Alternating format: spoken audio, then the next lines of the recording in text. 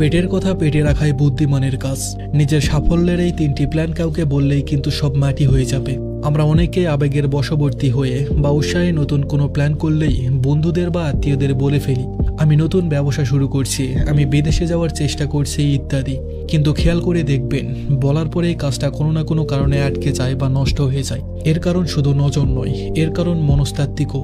যখন আপনি সবাইকে বলে দেন, তখন আপনার মস্তিষ্ক আগেই এক ধরনের তৃপ্তি বা ডোপামিন রিলিজ করে দেয়, ফলে কাজ করার আসল জেদটা কমে যায়। তাছাড়া সবার মানসিকতা সমান হয় না, কেউ উৎসাহ দেয়, আবার কেউ নিরাশ কথা বলে আপনার কনফিডেন্স ভেঙে দেয়। তাই নিজের ভালোর জন্য এই 3টি বিষয় গোপন রাখুন। নাম্বার 1, পরবর্তী পদক্ষেপ।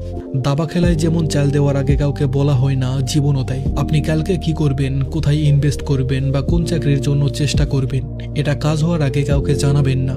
লোকে ফলাফল দেখতে পছন্দ করে, আপনার প্রচেষ্টার গল্প শুনতে নয়। কাজটা হয়ে গেলে সবাই এমনিতেই জানবে, কিন্তু হওয়ার আগে ঢাকঢোল পেটালে পদে পদে বাধা আসতে পারে। নাম্বার 2, নিজের উপার্জন বা সঞ্চয়।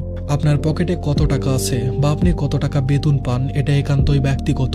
টাকা বেশি শুনলে মানুষ ধার চাইবে বা হিংসা করবে, আর কম শুনলে অবহেলা করবে। তাই নিজের আর্থিক অবস্থা নিয়ে কারোর সাথে আলোচনা না করাই বুদ্ধিমানের কাজ। মনে রাখবেন, টাকার চাবি সবসময় নিজের কাছে সাবধানে রাখতে হয়। নাম্বার 3, নিজের দুর্বলতা বা পারিবারিক সমস্যা। রাগের মাথায় বা আবেগে নিজের দুর্বলতার কথা বা ঘরের অশান্তির কথা বাইরের মানুষকে বলবেন না। আজ যেই মানুষটা আপনার বন্ধু, কাল সে পরিস্থিতি বা স্বার্থের কারণে বদলে যেতে পারে। তখন আপনার বলা ওই দুর্বল কথাগুলোই আপনার বিরুদ্ধে ব্যবহার করা হতে পারে। তাই নিজের ক্ষতের কথা সবাইকে দেখিয়ে বেরাবেন না। সবাই মলম লাগাবে না, কেউ কেউ লবণ ছিটিয়ে দিতে পারে। বুদ্ধিমান মানুষরা সমুদ্রের মতো, উপরে শান্ত কিন্তু ভেতরে গভীরতা। নিজের স্বপ্নকে সুরক্ষিত রাখতে শিখুন, সবাইকে সব কথা বলতে নেই। গোপনে পরিশ্রম করুন, নিজেকে তৈরি করুন। যেদিন সফল হবেন সেদিন শব্দটা আপনার মুখ থেকে নয়, লোকদের তালি থেকে আসবে। ধন্যবাদ সবাইকে।